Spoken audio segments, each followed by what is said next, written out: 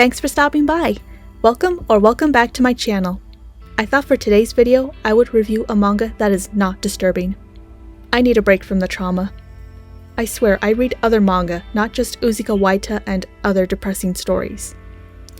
When I first got into reading manga, I read a few one-shots since they were easier to finish, such as The God's Sly by Kaori Ozaki. Heard of this manga years ago while scrolling through Amazon looking for a short manga to read. I still have my copy. So what's the story about? Let me read you the summary from my anime list. Quote, 11-year-old Natsuru Nanao is the ace of the soccer team, yet has trouble speaking to girls because of a certain event following his transfer to his current school.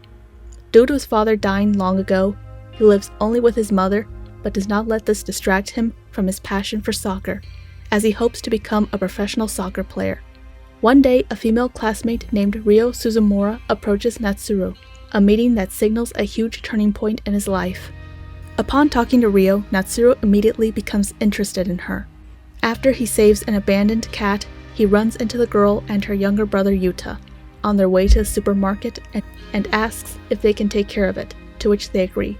However, when Natsuru arrives at their home, he is shocked to discover that the siblings have been living alone in a dirty house, a secret that Rio absolutely wants to keep. As Natsuru spends more time with them, their circumstances and reasons for secrecy are slowly brought to light. Unquote. Is The God's Sly any good? Let's talk about it.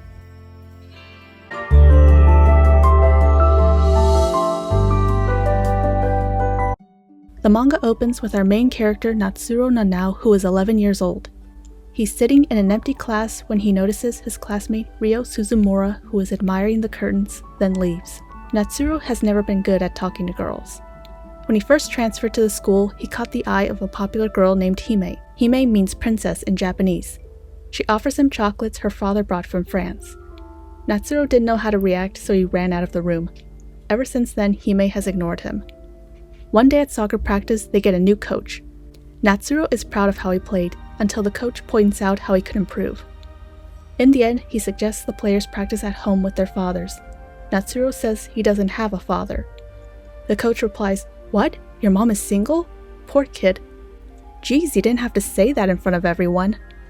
During his walk home with his friends, one of them mentions that their previous coach, Mr. Okada, is in the hospital because he has cancer. When the friends part ways, Natsuru sees a kitten in a box under the bridge. At first, I thought the kitten was in the river instead of a grassy field. He hides the kitten in his room. His mom is working on her next volume of her series, but she has writer's block. He tells his mom that Mr. Okada is in the hospital and if he will die like dad. She tells him not to say stuff like that. When the mom is washing dishes, Natsuru comes up from behind and gropes her breasts? I don't remember this from the first time I read it. To make it worse, he tells her not to do it, but he says it's relaxing.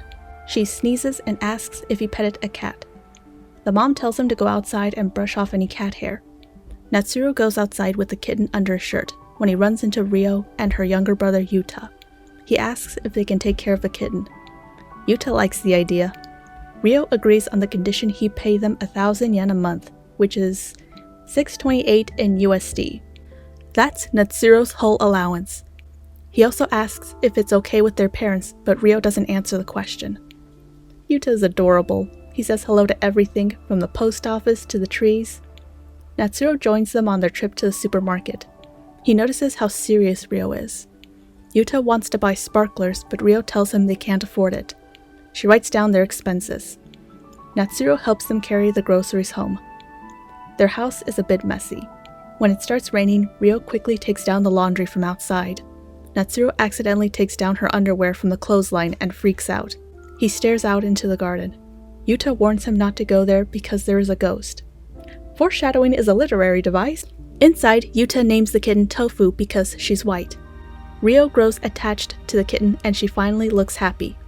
Rio confesses that it's just her and Yuuta who live there and begs Natsuru not to tell anyone.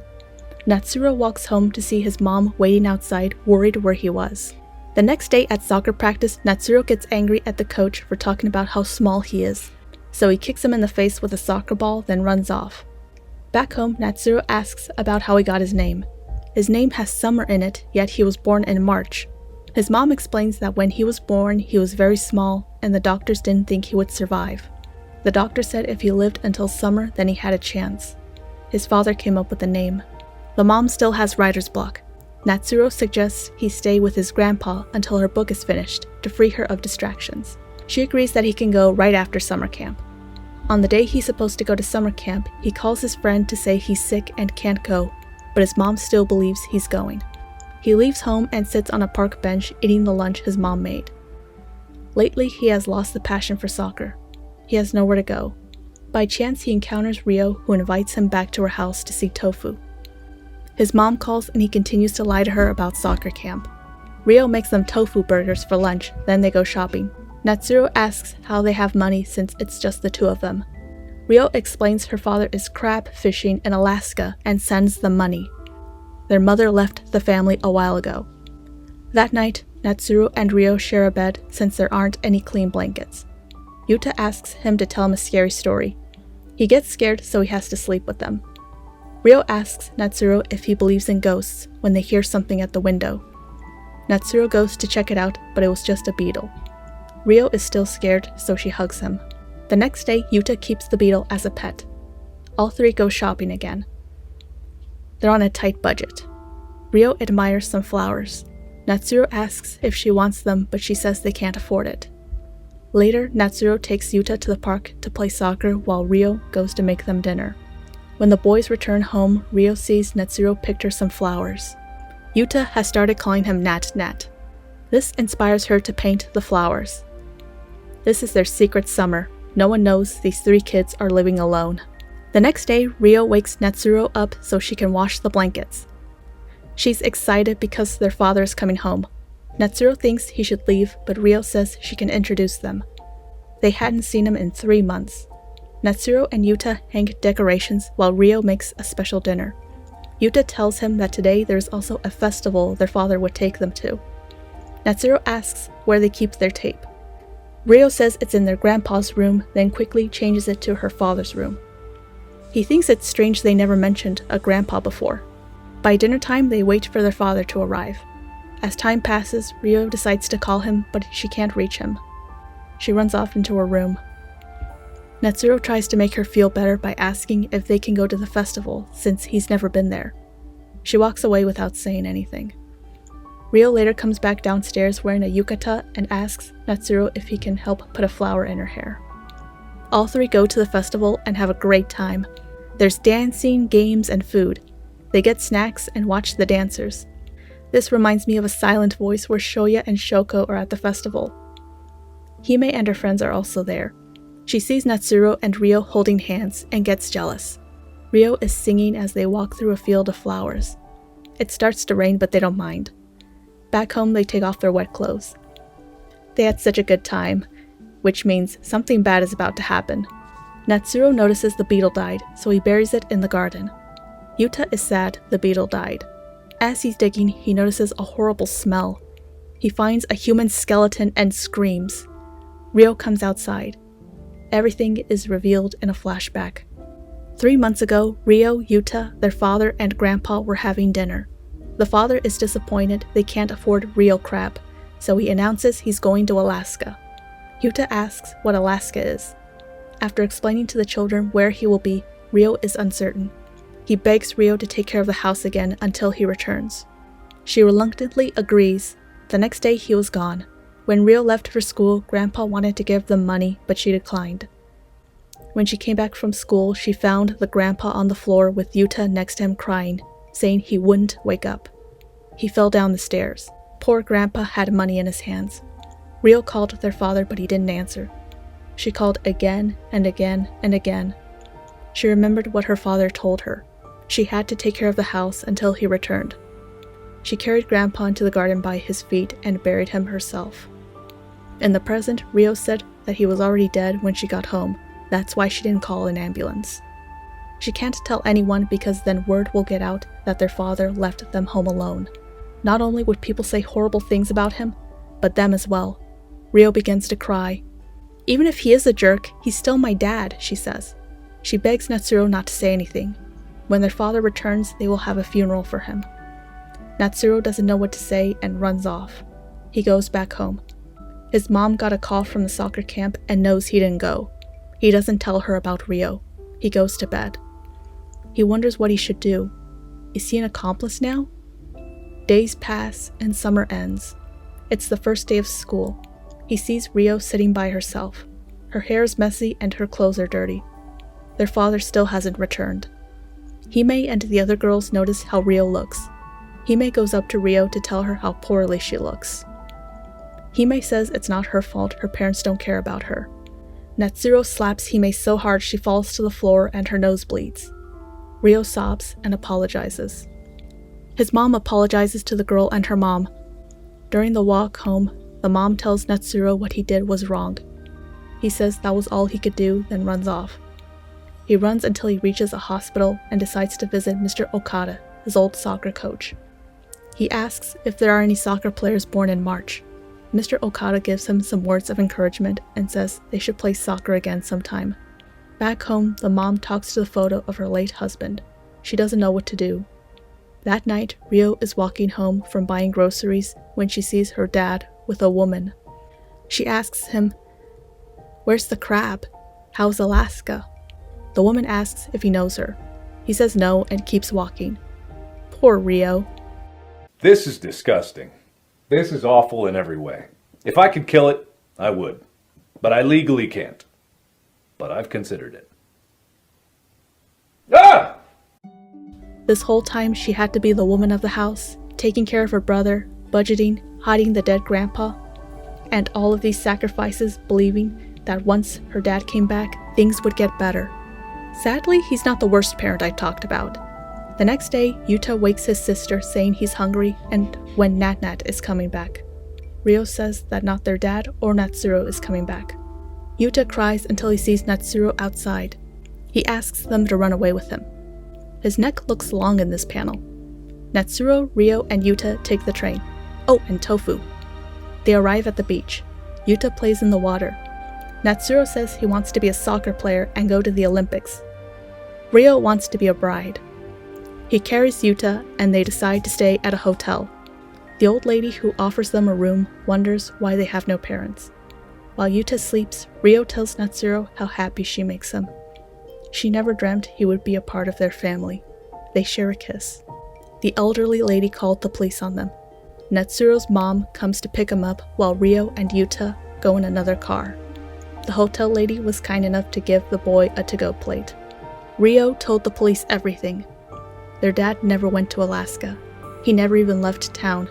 He was staying with a woman. Rio and Yuuta go into foster care. Kids at school would gossip about Rio and say nasty things about her, so Natsuru would beat them up. He didn't care if it hurt his reputation. Tofu was later adopted. She had to get her foot amputated. Natsuru remembers when his dad was in the hospital and told him if he's a good boy, then the gods will make him better. That never happened. That's when he learned the gods lie. Rio's house was eventually torn down. Natsuru also grows a bit. He's even taller than her at this point. He started playing soccer again and Mr. Okada is feeling better. One day he gets a call from Rio. She tells him that she had a dream where he was a soccer player and she knows it will come true. He begins to cry. One day they will see each other again. That was the gods lie. Let's get to my thoughts.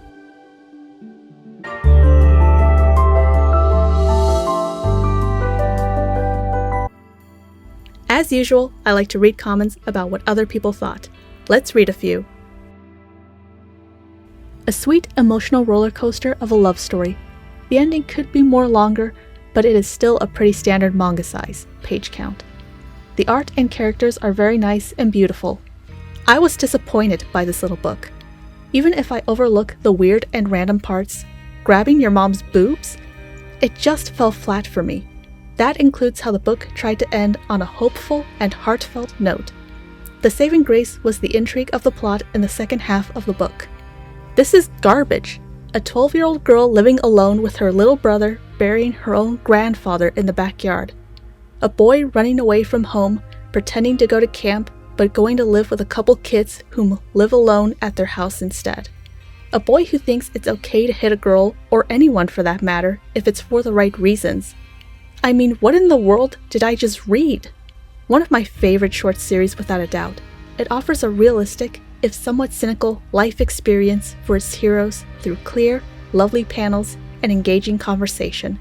Highly recommended. It's not that this was a bad book exactly, it's just that this was an incredibly metaphor and disjointed book. I'm honestly confused a bit. I feel like I read a book with chunks missing from it. The God's Lie doesn't know what kind of book it is. It starts out as two school kids who are both kinda loners become pals story. Then it seems to become a summer adventure, then a family drama, then a romance, then something darker. And then at the end we get this semi-spiritual info dump moment about how, oh, the gods lie to us. They say things will be alright, but people die. If the plot had been tightened up a lot, I think things would have been better. The plot issues aside, there were just so many WTF moments in here that were just plain bad. First of all, we get to see a 6th grade boy come up behind his mom in the kitchen and proceed to grope her breasts. No explanation given, he just apparently likes doing this. Then there is also a moment when a character gets punched for trying to help another girl. The girl who gets punched is the trophy popular princessy schoolgirl who is only treated badly because she is pretty. She offers chocolate to a schoolmate, tries to offer help to a girl in need, but because she is quote-unquote popular, she gets treated like garbage. Sure, the girl is a little prissy and talks about her hair a lot, but everything about her treatment felt off to me. Lastly, the end is so lackluster. No spoilers, but the resolutions are over in about 7 pages and just felt like the author didn't know what they wanted to do with the characters' plot or meaning. My feelings on this are very much reflected in the Goodreads 1-star rating motto. I didn't like it. I didn't hate it. There were a couple okay things, but I just plain old didn't like it. I'll be honest, I gravitated towards this manga mainly because the cover reminded me of Studio Ghibli. Inside was a hazy summer story of 2 kids and their bittersweet mix of budding friendship, first love, and troubling home lives. I tend not to expect much from such short manga, especially in the sense of characters, but this one managed to be quite heartfelt. I liked Natsuru and Rio's brother was just so adorable. For what started as a sweet slice of life, I heartily expected the darker turn things took in the second half.